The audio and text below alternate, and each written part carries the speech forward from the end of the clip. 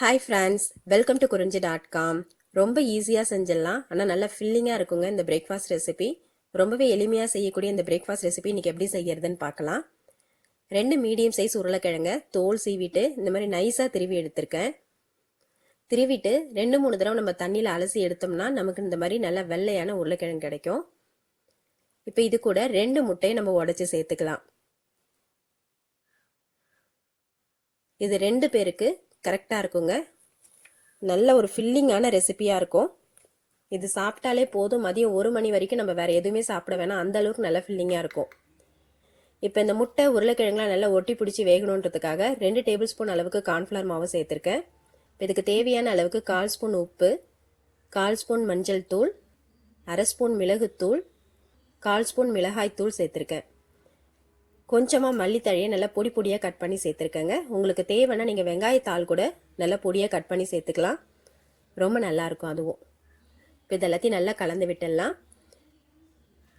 இப்போ இதில் நம்ம தண்ணியோ எதுவுமே சேர்க்க வேணாம், அந்த முட்டையே இதில் நல்லா மிக்ஸ் ஆகிடும். ரொம்ப ஈஸியாக செஞ்சிடலாங்க. இது ஒரு 5 நிமிஷம் கூட ஆகாது இது நம்ம ரெடி பண்ணுறதுக்கு. இது நம்ம வேகிறதுக்கு மட்டும்தான் டைம் கொடுக்கணும். நம்ம ரெடி பண்ணுறது சட்டுன்னு ரெடி பண்ணிடலாம். ஆனால் நல்ல ஒரு ஹெல்த்தியான ரெசிபியும் கூட இது. நமக்கு தேவையான ப்ரோட்டீன், கார்போஹைட்ரேட் எல்லாமே இருக்கிறதுனால நல்ல ஒரு எனர்ஜெட்டிக்கான பிரேக்ஃபாஸ்ட் ரெசிபியாகவும் இது இருக்கும்.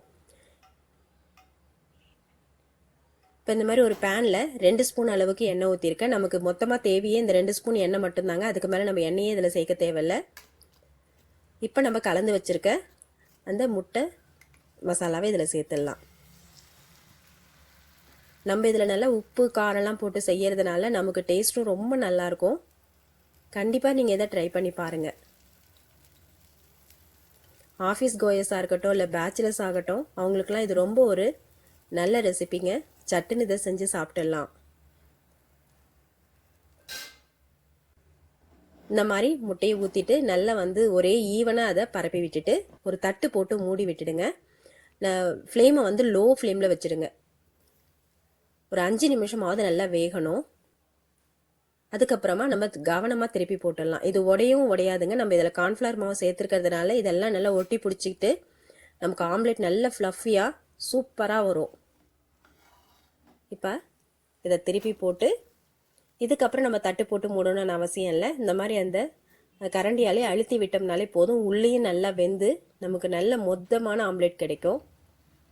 சாப்பிட்றதுக்கு அவ்வளோ ஒரு டேஸ்ட்டாக இருக்கும். இதுக்கு நமக்கு சைட் டிஷ்ஷும் எதுவும் தேவையில்லை, இது அப்படியே சாப்பிட்லாம்.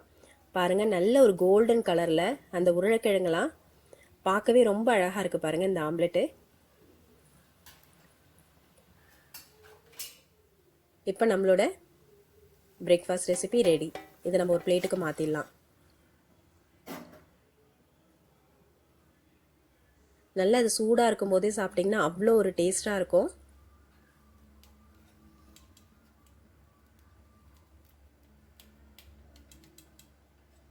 காலை நேரத்தில் நம்ம இட்லி, தோசை, சட்னி இந்த மாதிரி நிறைய ப்ரிப்பேர் பண்ணுறதை விட இது ஒரு டிஷ்ஷை ரெடி பண்ணிட்டா போதுங்க.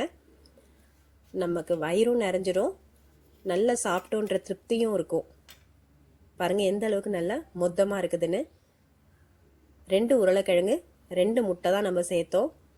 2 பேர் சாப்பிடக்கூடிய அளவுக்கு நல்ல ஃபில்லிங்கான பிரேக்ஃபாஸ்ட் ரெசிபி ரெடி. இந்த ரெசிபி நீங்களும் உங்கள் வீட்டில் ட்ரை பண்ணி பாருங்கள். இந்த ரெசிபி உங்களுக்கு பிடிச்சிருந்தா லைக் பண்ணுங்கள், ஷேர் பண்ணுங்கள், சப்ஸ்கிரைப் பண்ணுங்கள். உங்கள் ஃப்ரெண்ட்ஸ் ரிலேட்டிவ்ஸோட இந்த வீடியோவை ஷேர் பண்ணிக்கோங்க. நன்றி, வணக்கம்.